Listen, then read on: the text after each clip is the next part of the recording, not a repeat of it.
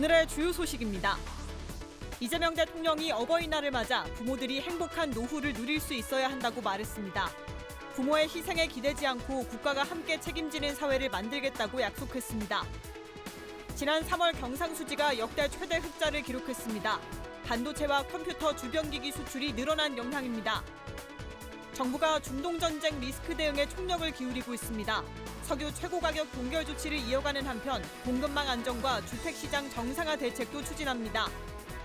오는 10일부터 다주택자 양도소득세 중과 제도가 시행됩니다. 12개 조정 대상 지역에서 다주택자가 집을 더 살 경우 중과세율이 적용됩니다. 지난 3월 경상수지가 역대 최대 흑자를 기록했습니다. 반도체와 컴퓨터 주변기기 수출이 대폭 늘어난 영향입니다. 조태영 기자가 보도합니다. 한국은행은 지난 3월 경상수지가 373억 3천만 달러 흑자를 기록했다고 밝혔습니다. 사상 처음으로 200억 달러를 돌파했던 2월에 이어 다시 한번 역대 최대치를 경신한 겁니다. 항목별로 살펴보면 상품 수지는 350억 7천만 달러 흑자를 기록했습니다. 수입액은 전년 동월보다 17.4% 증가한 592억 4천만 달러였고 수출액은 56.9% 증가한 943억 2천만 달러였습니다.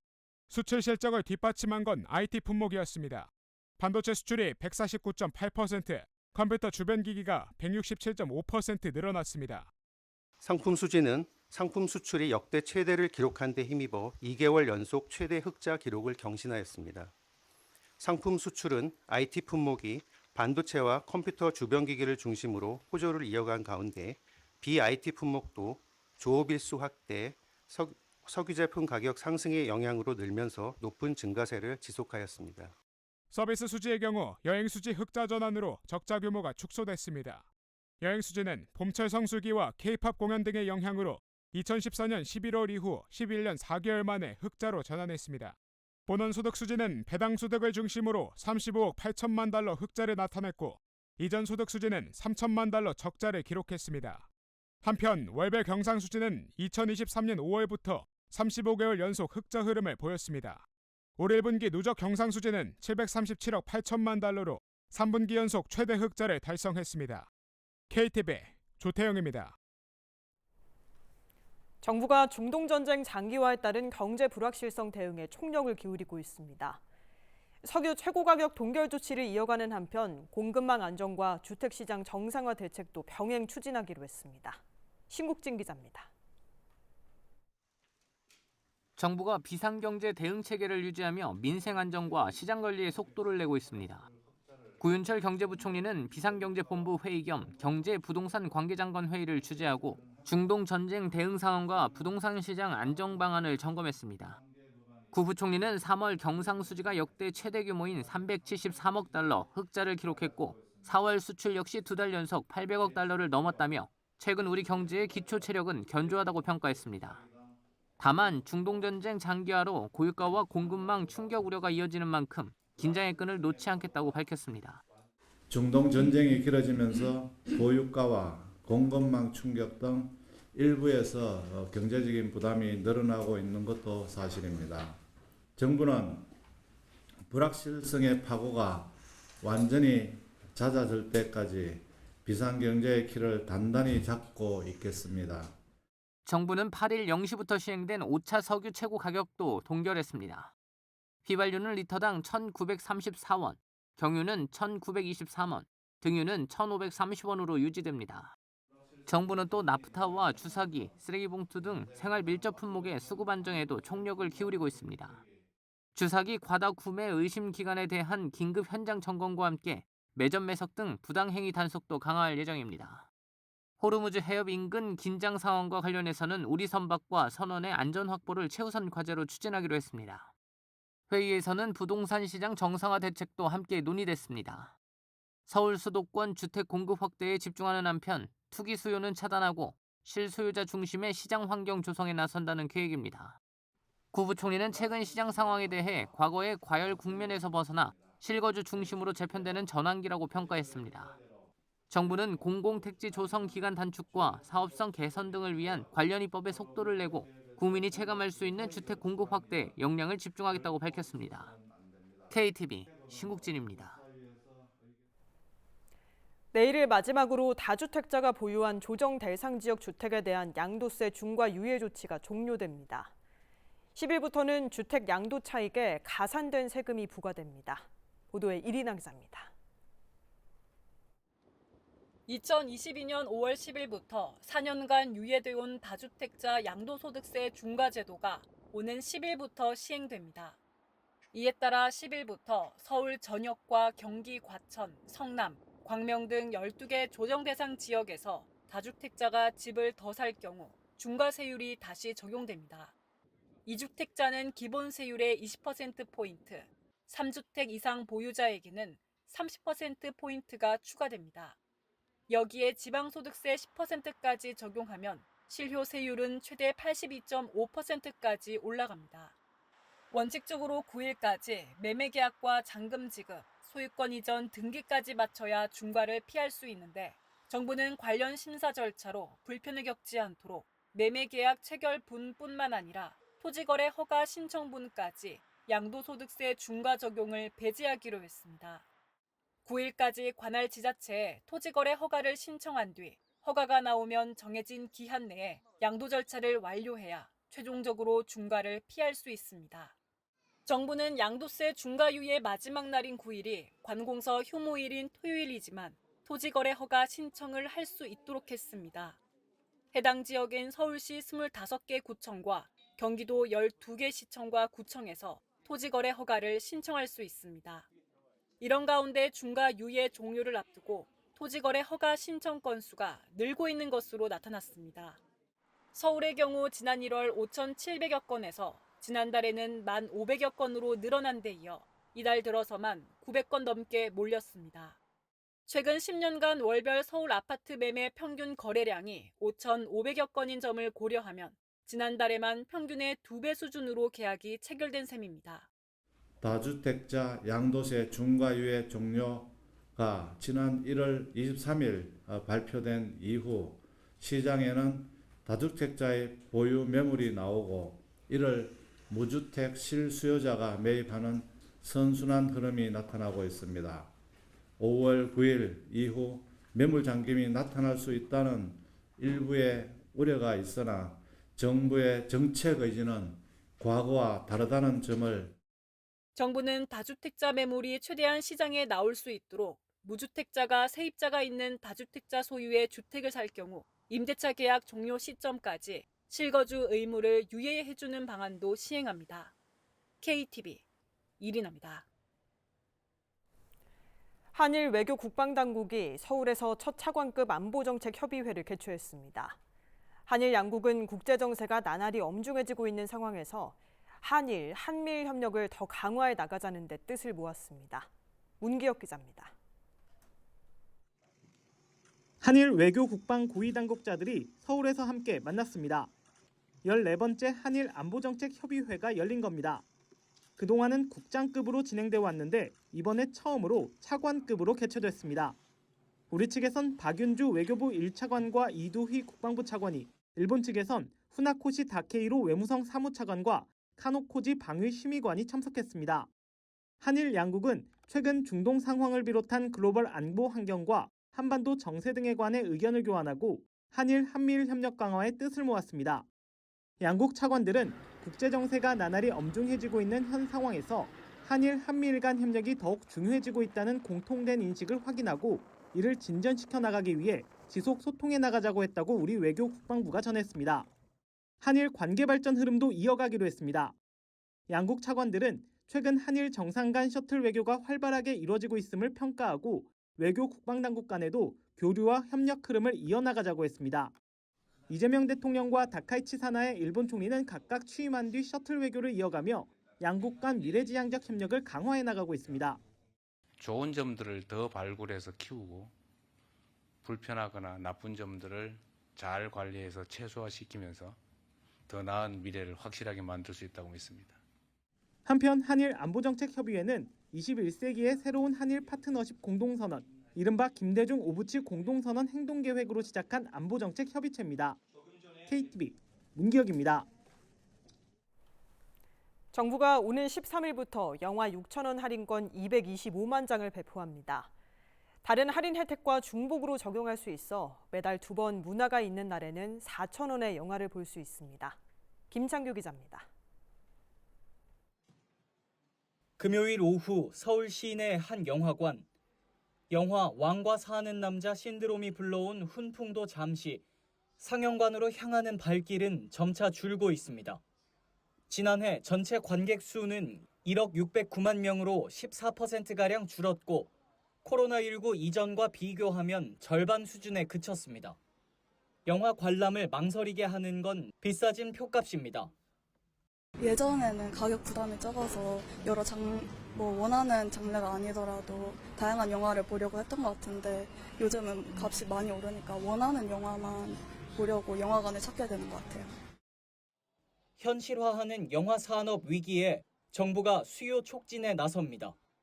오는 13일부터 영화 관람 6,000원 할인권 225만 장이 배포됩니다. 할인권은 영화관 온라인 회원 쿠폰함에 한 명당 2장씩 자동 지급되고 결제할 때 사용하면 됩니다. 이번 달부터는 문화가 있는 날 영화 할인 혜택이 매달 2번으로 확대되는데요. 영화 할인권을 적용하면 둘째 주와 마지막 주 수요일에는 4,000원에 영화를 관람할 수 있습니다. 조조 할인 등 기존 혜택도 중복으로 적용됩니다.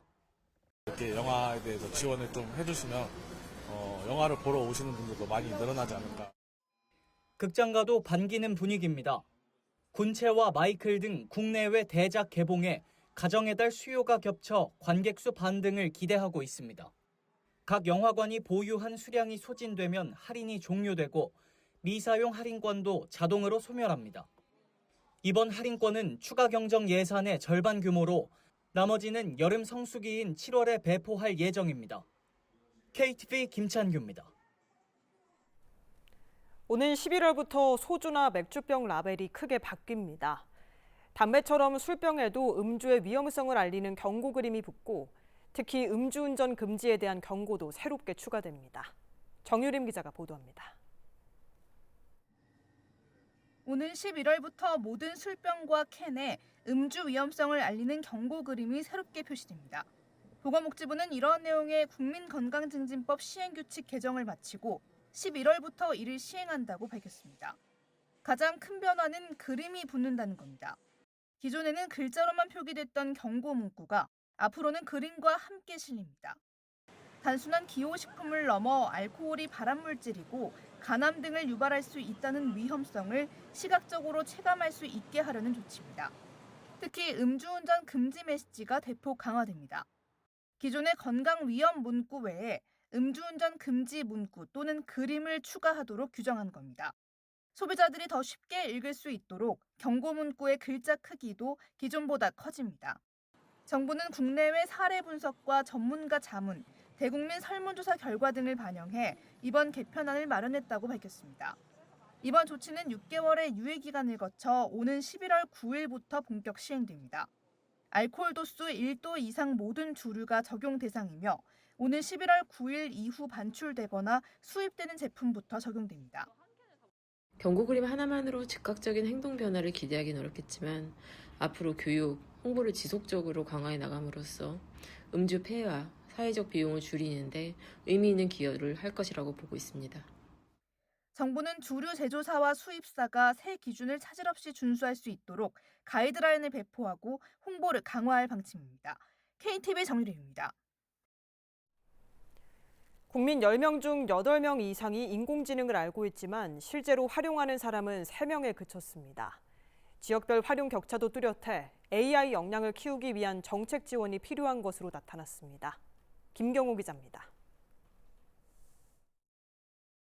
한국소비자원에 따르면 인공지능을 소비생활이나 업무에 활용한다고 답한 소비자의 비율은 32.3%에 그쳤습니다. 인공지능을 알고 있다고 답한 비율인 86.8%와 비교하면 실제 활용률은 저조했습니다. 지역 간 활용률을 비교했을 때도 격차가 뚜렷했습니다. 5개 권역 중에선 수도권의 활용률이 34.5%로 가장 높았습니다. 중부권과 대경권 모두 30%대로 뒤를 이었고 가장 낮은 호남권은 28.2%에 그쳤습니다. 3개 특별자치시도 간 격차는 더욱 벌어졌습니다. 강원이 30.6%로 가장 높은 반면 제주는 20%대 초반을 맴돌았습니다. 인공지능 제품이나 서비스를 구매해본 경험에서도 차이가 두드러졌습니다. 마찬가지로 수도권의 경험률이 가장 높았던 반면 호남권이 가장 낮은 것으로 나타났습니다. 강원과 제주 역시 각각 3등 내에서 최고와 최저를 기록했습니다. 전자상거래 경험 여부 또한 소비생활 만족도에 영향을 미쳤습니다. 전자상거래 비이용자 대비 이용자의 만족도는 5급과 3등 내에서 모두 유의미하게 높았습니다. 오프라인 기반으로 해서 소비생활하고 쇼핑하는 사람에 비해서 훨씬 더 많은 대안들을 접하고 가격 비교도 하고 정보 탐색도 더 잘할 수 있기 때문에 자기 소비생활에 훨씬 더 만족할 수가 있다, 이렇게 생각이 듭니다. 소비자원은 조사 결과와 관련해 지역별 인공지능 활용 격차를 완화하고 소비자 역량을 높이기 위한 정책 지원이 필요하다고 제언했습니다. KTV 김경우입니다.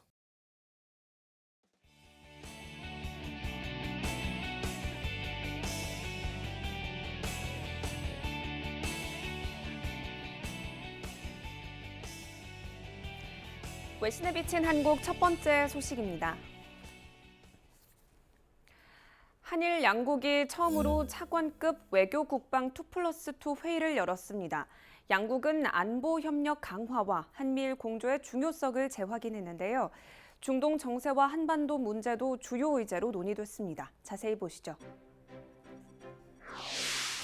마이니치 신문은 한일 양국의 외교 국방 차관급이 참석하는 2+2 회의가 지난 7일 서울에서 개최됐다는 소식을 보도했습니다. 그러면서 지난 1월 한일 정상회담에서 양국 정상이 전략적 공조의 중요성을 공유함에 따라 기존의 국장급 회의를 격상시켜 이번에 처음으로 차관급 회의를 갖게 됐다고 설명했는데요. 일본에서는 후나코시 다케히로 외무사무차관과 가노고지 방위심의관이, 한국에서는 박윤조 외교부 1차관과 이두희 국방부 차관이 참석한 가운데 양국 간 안보 협력을 강화해 나가기로 합의했습니다. 또 이번 회의에서는 호르무즈 해협 봉쇄를 둘러싼 중동 정세와 한반도 정세 등에 대한 논의가 이루어졌으며 양국은 한미일 협력의 중요성을 재차 확인했습니다. 다음 소식입니다. 한국의 차세대 지구 관측 위성이 스페이스X 팰컨 9에 실려 발사됐습니다. 외신은 이번 발사가 한국 민간 우주 산업 성장의 계기가 될 것이라며 주목했습니다. 로이터 통신은 한국이 미국 플로리다주 케네디 우주센터에서 지구 관측 차세대 중형 위성 2호를 스페이스X의 팰컨 9에 실어 발사했다고 전했습니다. 보도에 따르면 500kg급인 해당 위성은 국토 관리와 재난 대응을 지원하고 민간 부문 우주 기술을 발전시키기 위한 것으로 한국 항공우주 산업이 개발을 주도했는데요. 차세대 중형 위성 2호는 발사 1시간 뒤 우주 공간에서 정상 분리됐고 이후 노르웨이 스발바르 지상국과의 첫 교신에도 성공했습니다. 약 498kg 상공의 태양 동기 궤도에 안착한 위성은 올해 하반기부터 본격 임무에 들어갈 예정으로 지상 변화를 정밀 관측해 재난 대응과 지도 제작, 국토 관리 등에 활용될 전망입니다. 다음 소식입니다. 코스피가 사상 처음 7,000선을 돌파했습니다. AI 반도체 랠리 속 삼성전자의 시가총액도 1조 달러를 넘어섰는데요. 외신은 한국 증시가 AI 수요 확대의 수혜를 받고 있다고 분석했습니다. 로이터 통신은 코스피가 6일 사상 처음 7,000선을 돌파한 가운데 AI 기반 반도체주 랠리로 삼성전자는 시가총액 1조 달러를 넘어섰다고 보도했습니다. 그러면서 이번 상승세는 글로벌 AI 하드웨어 수요가 주식시장을 재편하는 주된 요인이 되었음을 시사한다고 설명했는데요. 로이터 통신은 한 애널리스트의 설명을 인용해 AI 반도체 수요가 지속되면 코스피가 연말 만까지도 오를 여지가 있다고 전했습니다. 마지막 소식입니다. 서울이 세계에서 가장 걷기 좋은 도시로 선정됐습니다. 외신은 서울의 보행 친화적인 환경과 전통 현대가 어우러진 도심 매력을 높이 평가했는데요. 자세한 내용 확인해 보시죠. VN 익스프레스는 글로벌 여행 전문지 타임아웃이 서울시를 2026년 세계에서 가장 걷기 좋은 도시로 선정했다고 보도했습니다. 올해로 10번째인 이 조사는 전 세계 약 2만 4천 명을 대상으로 설문조사한 결과를 기반으로 하며 응답자들은 밤 문화, 길거리 음식, 데이트, 교통, 도보 이용 편의 등을 종합평가하는데요.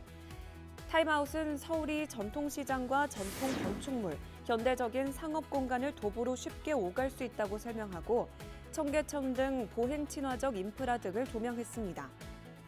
한편 한국의 뒤를 이어 2위와 3위를 차지한 도시는 각각 영국의 에든버러와 미국 뉴욕으로 나타났습니다. 지금까지 외신에 비친 한국 전해드렸습니다.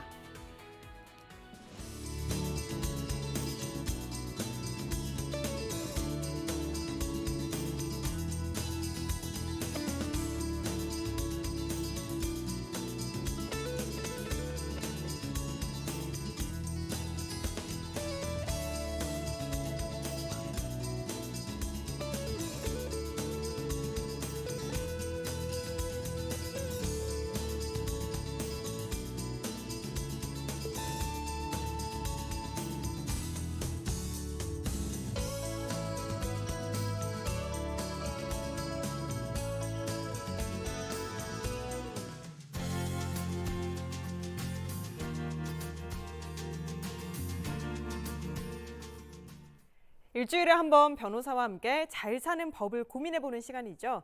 서울 스튜디오 연결해 자세한 내용 들어볼 텐데요. 그 전에 먼저 오늘의 주제를 영상으로 확인해 보겠습니다.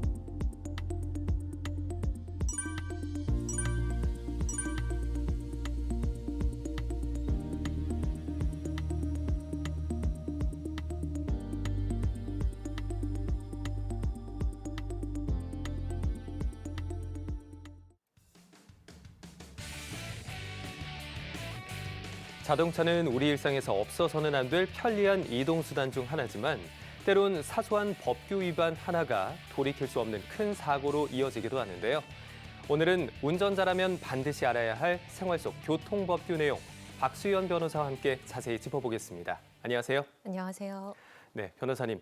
우리나라 운전자 숫자를 볼 때 한 3,500만 명 정도 된다고 들었습니다. 그러니까 전체 인구 중에 한 3명 중에 2명꼴로 운전면허증이 있다. 이렇게 보면 될 것 같은데요. 혹시 변호사님도 그중에 한 명이신가요? 저도 그중에 한 명입니다. 면허 취득한 지는 꽤 됐거든요. 네. 8년 정도 됐는데 기능까지는 다 한 번에 붙었는데 도로 주행에서 삼수했어요. 어렵죠.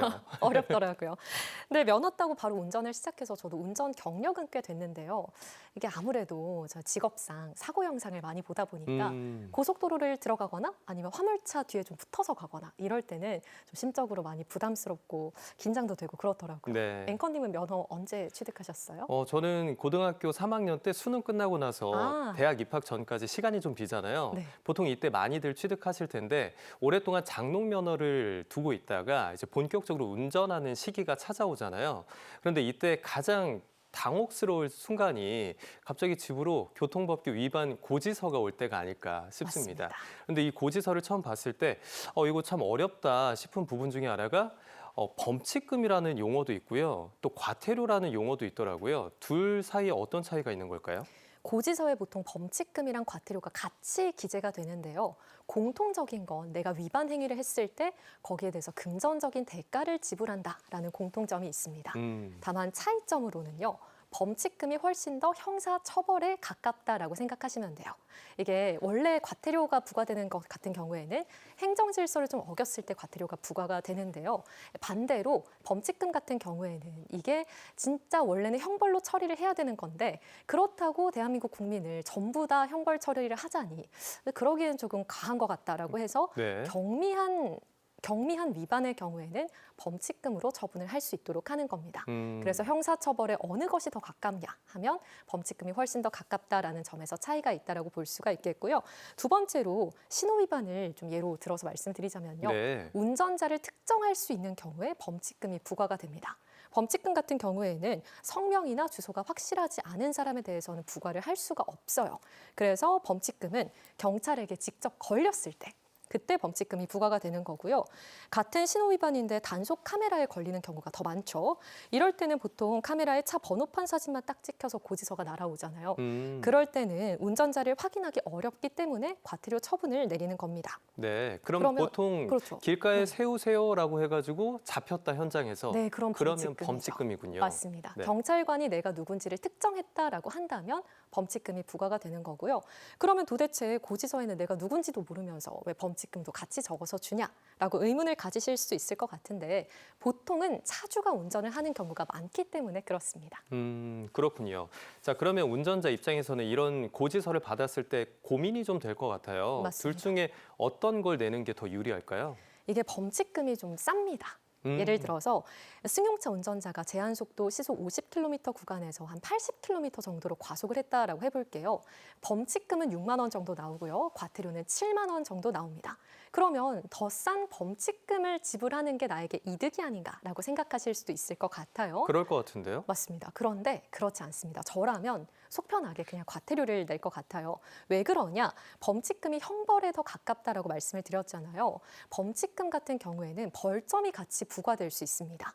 시속 20km를 이상 넘어서 과속을 한 경우에는 벌점이 같이 부과가 되거든요. 그런데 이 벌점이 40점을 넘어가는 순간 면허 정지라든지 면허 취소 처분 이런 것들에 처해질 수 있기 때문에 저 같으면 그냥 과태료를 낼 것 같고 두 번째 이유로는요. 보험개발원의 범칙금 지불에 그 기록이 다 넘어갑니다. 그래서 다음 보험료 갱신 시에 훨씬 더 불리한 조건으로 많은 보험료를 납부해야 되는 위험성이 있을 수 있고요.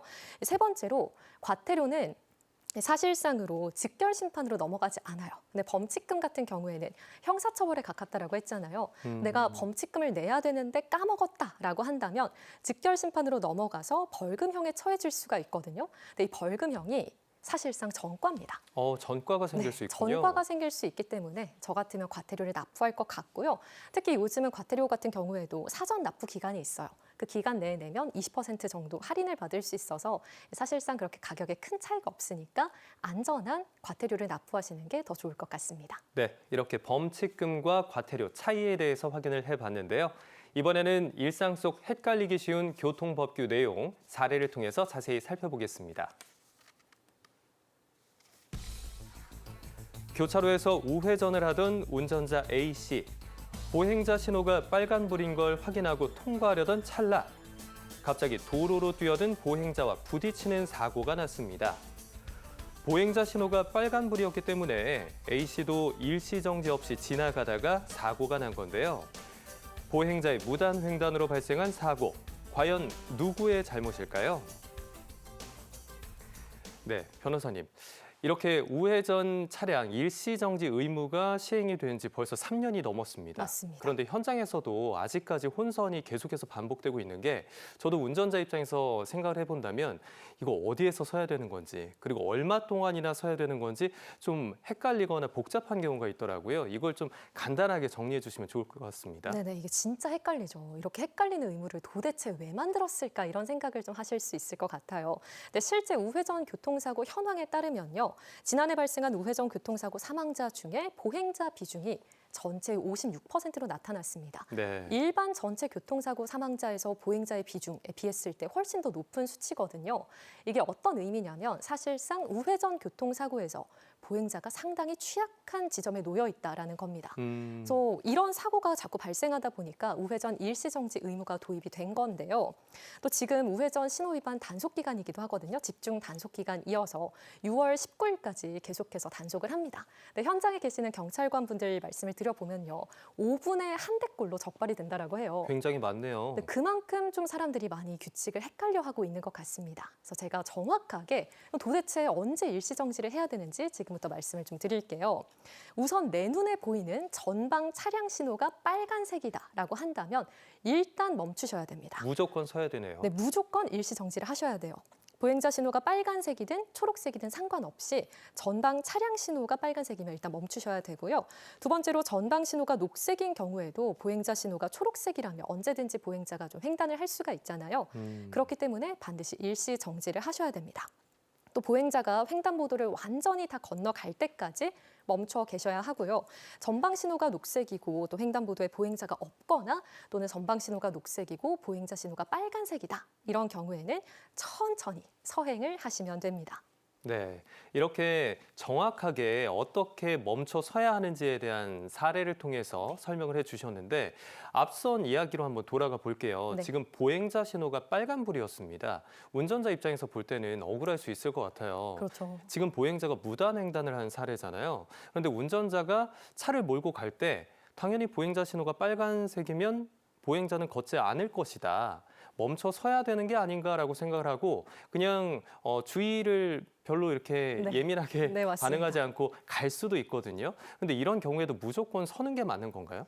저도 솔직히 운전자 입장에서 갑자기 무단횡단하는 보행자를 만나면 고라니 같다는 생각을 좀 하거든요. 네. 갑자기 툭 튀어나오면 솔직히 운전자 입장에서 너무 당황스럽잖아요. 그러니까 저런 사람도 내가 봐줘야 되나 싶은 그런 생각이 드실 수도 있는데요. 이게 우선은 서행이 원칙입니다. 아까 말씀드렸듯이 차량 전방 신호가 초록색이고 보행자 신호가 빨간색이다라고 한다면 서행을 하시는 게 원칙인데 이 도로교통법상 서행의 기준이요. 바로 급 정지를 할 수 있을 정도의 천천히 가는 속도를 의미를 해요. 네. 정말 바로 정지를 할 수 있을 만큼 천천히 서행을 해야 된다. 이 의미는 뭐냐면 보행자를 일단은 보호해야 된다라는 의미입니다. 그래서 보행자가 횡단보도를 건너려고 하고 있거나 건너가고 있다면요. 반드시 일시 정지를 하시는 게 좋아요. 왜 그러냐? 이 보행자, 무단 횡단하는 보행자와 사고가 났다라고 예를 들어볼게요. 이 사고가 난 경우에 대법원에서는 사실상 교통사고 처리 특례법에 12대 중과실이 규정이 돼 있거든요. 이 중과실, 보행자 보호 의무 위반이라는 중과실에는 해당하지 않는다. 무단 횡단한 사람을 보행자로 봐주긴 좀 그렇다라고 이야기를 하고 있어요. 네. 그래서 사고가 발생했을 때 처벌 불원 의사를 밝히면, 그러니까 보행자가 내가 무단 횡단했으니까 이 사람 처벌 좀 하지 말아주세요라고 이야기를 한다면 처벌을 받지 않을 수 있어요. 그런데 이 보행자 의무는 없지만, 보행자 보호 의무는 없지만 사실상 업무상 과실은 또 인정될 수가 있거든요.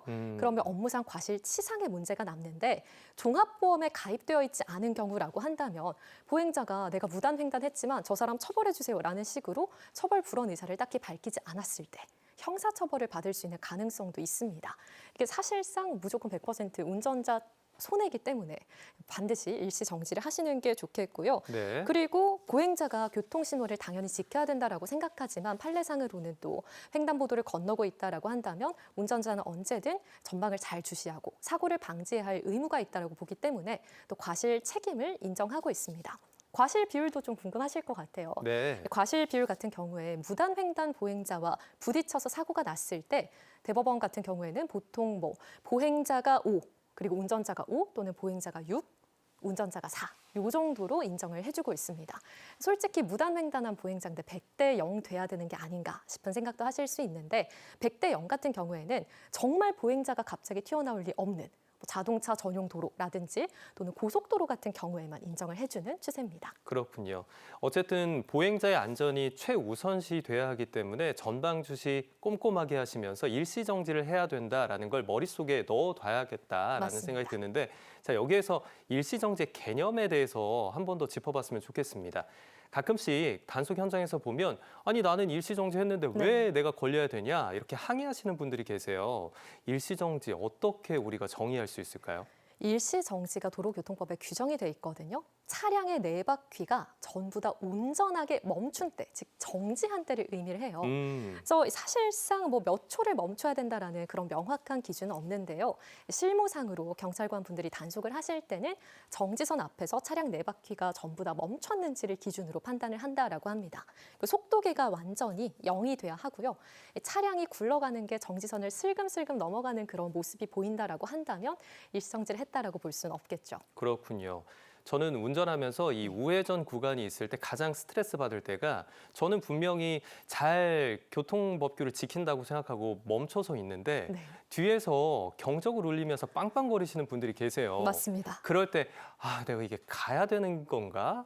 혹시 내가 지금 이 교통체증을 유발하고 있는 가장 큰 빌런인가? 라는 생각이 들어서 슬금슬금 가게 되는 그런 경우가 있는데요. 네. 만약에 뒤에서 이렇게 빵빵거리는 경적 소리에 나도 모르게 밀려서 가다가 사고가 났다. 그러면 혹시 억울할 것 같은데요. 뒷차한테도 좀 책임을 전가할 수 있을까요? 이게 좀 억울하고 눈치 보이고 그렇죠. 네. 하지만 뒤에서 아무리 빵빵거리더라도 저는 일시정지를 해 계시는 걸 좀 추천을 드립니다. 네. 저도 솔직히 운전을 하다 보면 이렇게 빵빵거리면 좀 가야 될 것 같은데 라는 생각이 들긴 하는데요. 그래도 아차하고 움직이는 순간 신호 위반이거든요. 그래서 이게 뒷차가 경적을 울렸다라고 해서 내가 신호 위반 행위를 한 것에 대한 어떤 정당한 이유가 되지는 않아요. 그렇기 때문에 일시정지를 하셔야 되고요. 만약에 사고가 발생했다라고 한다면 이론적으로는 뒷차에게 과실을 물을 수도 있습니다. 근데 이 경우에 단순하게 클락션, 경적을 좀 울렸다 이 정도로 과실 책임을 저희가 입증하기는 좀 어렵고요. 정말로 1mm 가까이 계속해서 위협 운전을 한다라든지 계속 차량 간격을 유지하지 않으면서 그렇게 유지를 한다라든지 또는 창문을 내려서 욕설을 한다라든지 이런 경우가 있을 경우에는 뒷차의 과실 비율도 좀 인정을 해달라라고 주장을 해볼 수 있는 여진이 있습니다. 다만 도로교통법에 이제 정당한 사유 없이 계속해서 경적을 울리는 경우에는 난폭 운전으로 보는 조항이 또 있거든요. 어차피 또 내 과실 비율은 인정된 상황에서 뒷차랑 좀 나눌 수 있냐 없냐의 문제이기 때문에 사실 사고가 안 나는 게 제일 좋잖아요. 네. 무조건 멈추시는 게 좋습니다. 네. 뒷차의 경적 여부와 상관없이 나는 내 갈 길을 가고 교통법규를 지킨다라고 생각을 해야겠습니다. 때로는 처방약을 복용한 후에 하는 운전이 문제가 되기도 합니다. 어떤 경우가 있을지 사례를 통해서 확인해 보겠습니다. 환절기, 심한 감기에 걸린 B씨, 감기약을 복용한 후 운전을 시작했는데요. 약이 독한지 시간이 지날수록 눈꺼풀은 무거워지고 집중력은 흐트러지기 시작했습니다. 차선을 밟으며 비틀거리자 교통단속 중이던 경찰이 B씨를 멈춰 세웠는데요. 음주 측정 결과는 정상이었지만 약물 운전이 의심된다고 합니다. 이럴 수 있는 건가요? 네, 변호사님. 지금 사례를 보면 단순 감기약을 먹고 운전대를 잡았거든요. 마약을 한 것도 아닌데 이거 약물 운전이다라고 이야기를 들으면 굉장히 무서울 것 같아요. 맞습니다. 네. 근데 이게 단순 감기약을 먹었다라는 사정만으로 바로 약물 운전이 되는 건 또 아니긴 해요. 작년 말에 개정된 도로교통법 제45조를 보면요. 약물의 영향 또는 그 밖의 사유로 정상적으로 내가 운전을 하지 못한 상태에서 운전을 했을 때를 약물 운전으로 규정을 하고 있거든요. 도로교통법 그리고 마약류 관리법에 규정된 마약 또는 의약품 성분이 포함된 약물을 먹었을 경우에 약물 운전에 해당합니다.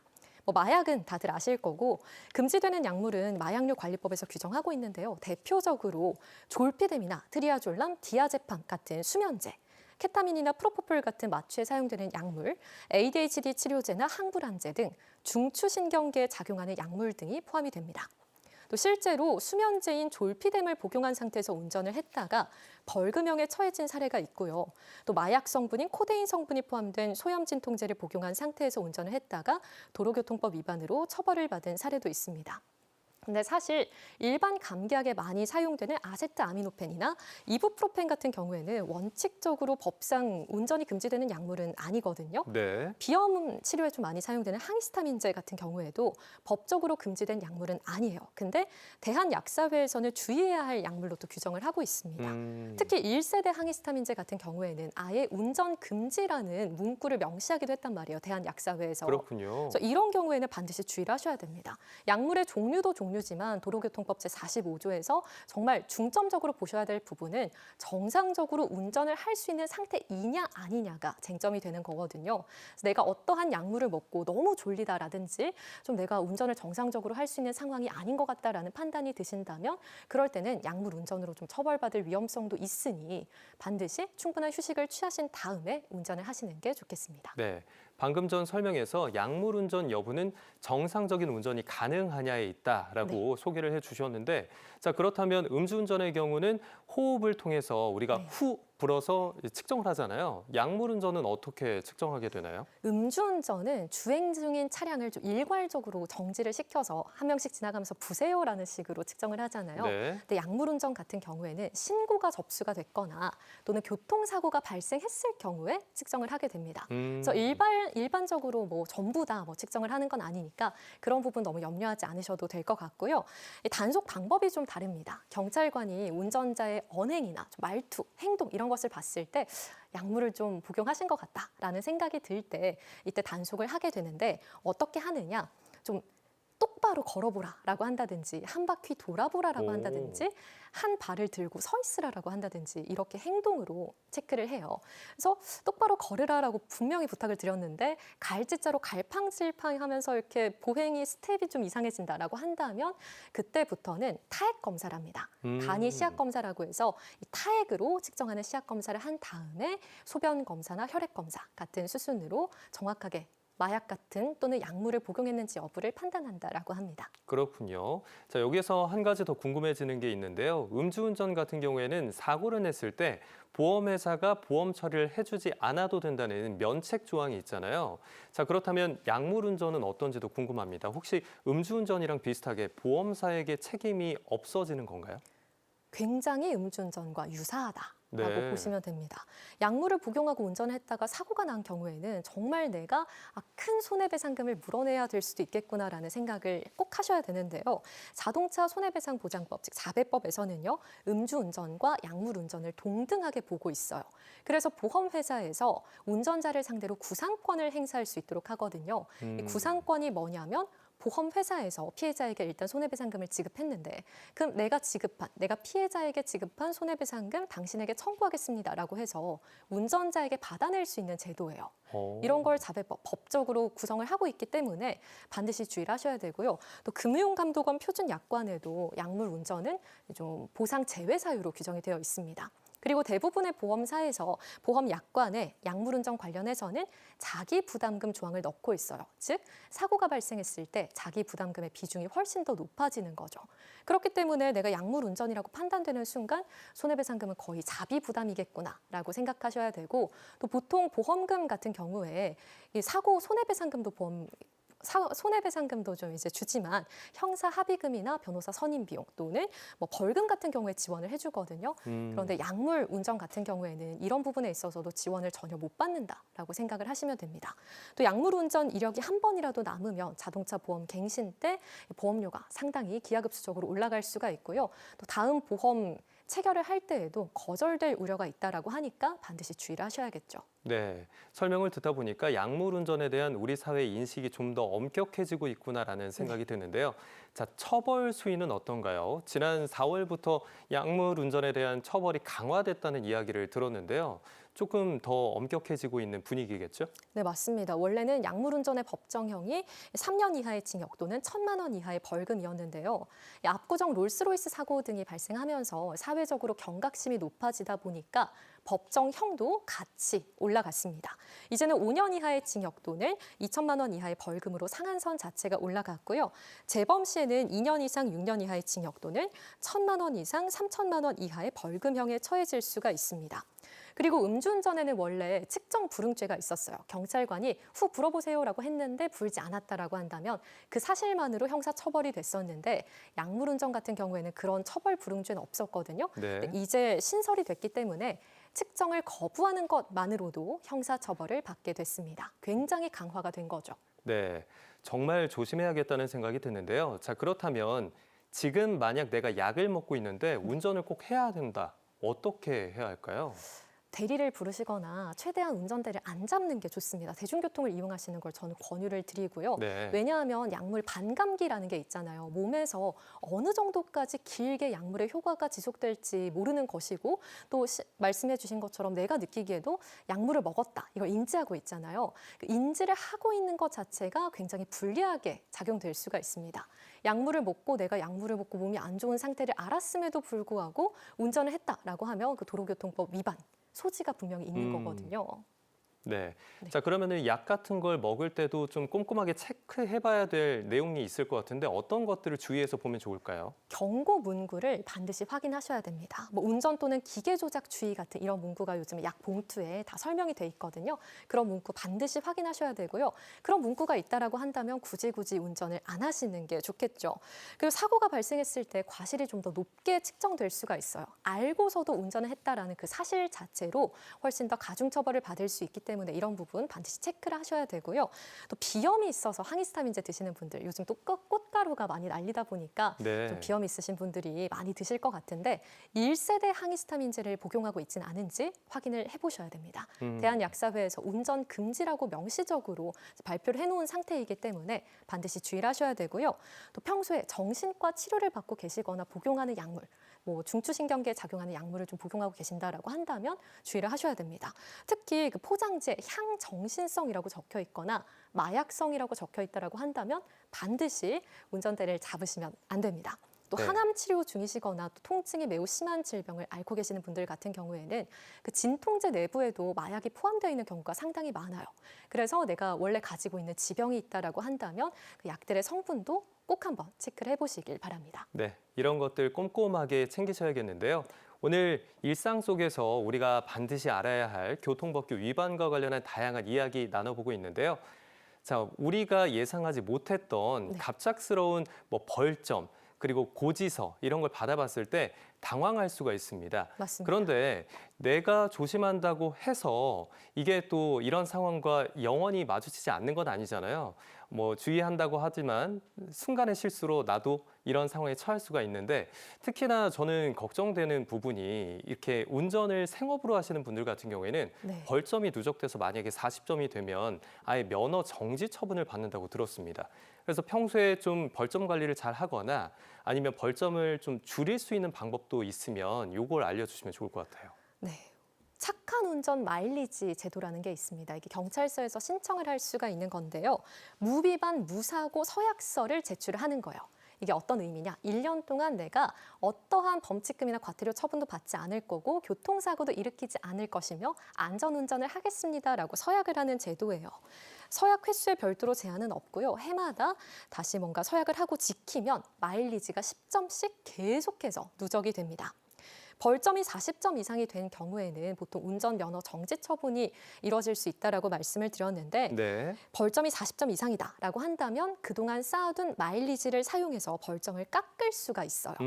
예를 들어서 3년 동안 내가 계속 성공을 했어요. 그럼 마일리지가 30점 정도 적립이 되잖아요. 웬만한 위반 한 번 정도는 내가 사고를 좀 쳤다라고 하더라도 면허 정지 없이 넘어갈 수 있는 수준이다라고 생각하시면 될 것 같습니다. 그리고 또 혹시나 서약 기간 중에 다시 사고를 냈을 때는 어떻게 해야 되냐 궁금해하실 수도 있는데 다음 날에 바로 다시 서약을 신청할 수가 있거든요. 다음 날부터 다시 1년이 지나면 마일리지 10점이 또 다시 쌓이는 거기 때문에 내가 좀 실수를 해서 범칙금이나 과태료를 받았다라고 하더라도 내일 다시 가서 마일리지를 좀 착한 마일리지를 좀 쌓아서 벌점 같은 것을 좀 면할 수 있도록 그런 방안을 강구해 보시는 것도 좋을 것 같습니다. 또 별도로 유효기간이 없어요. 네. 그렇기 때문에 면허 정지 처분을 받지 않는 한은 내가 마일리지를 한 땀 한 땀 쌓아 나가다 보면 계속해서 마일리지가 적립이 되거든요. 평생 할 수 있는 거니까 신청해 두시는 게 좋겠죠. 정부24 사이트나 경찰청 교통민원24 사이트에서 신청하실 수 있고요. 오프라인에서 신청하고 싶으시다라고 한다면 가까운 지구대나 경찰서 민원실 또는 파출소에서도 접수가 가능하다라고 합니다. 네, 이렇게 착한 운전 마일리지까지 함께 확인해 봤습니다. 타인을 배려하는 마음과 교통법규를 지키는 작은 습관이 모인다면 우리의 일상은 훨씬 더 안전해질 수 있는데요. 사고는 정말 한순간의 방심에서 발생하는 만큼 오늘 내용 꼭 기억하셔서 매 순간 여유 있고 안전하게 운전하시길 바라겠습니다. 지금까지 박수연 변호사와 함께했습니다. 오늘 말씀 고맙습니다. 감사합니다.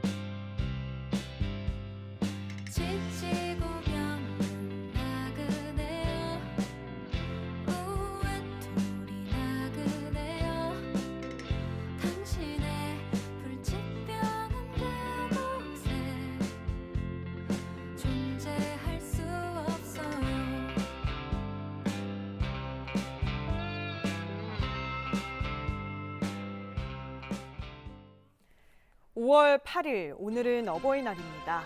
늘 가까이 있기에 평소 감사한 마음을 미처 표현하지 못하셨다면 오늘 하루만큼은 부모님께 따뜻한 말 한마디로 사랑과 감사의 마음을 전해보는 건 어떨까요? 오늘 저희가 준비한 소식은 여기까지입니다. 시청해주신 여러분 고맙습니다.